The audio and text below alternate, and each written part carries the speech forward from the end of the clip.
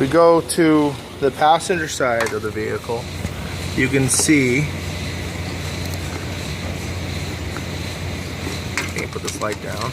You can see two spot weld marks there and there that holds on this upper tie bar extension on the side. Here, either it's covered up with filler, you can't see it, and there it has a partial hole and it's not completely welded. Let's see if we can focus better on that. There we go. And also, looks like there's some grinding marks on the edge of the fuse box here. Very small amount right there at the edge. Also, some welding on the inside of here.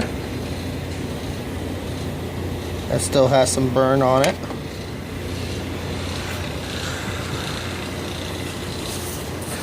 And it sure looks like to me that that back side is sitting a little farther back than it should.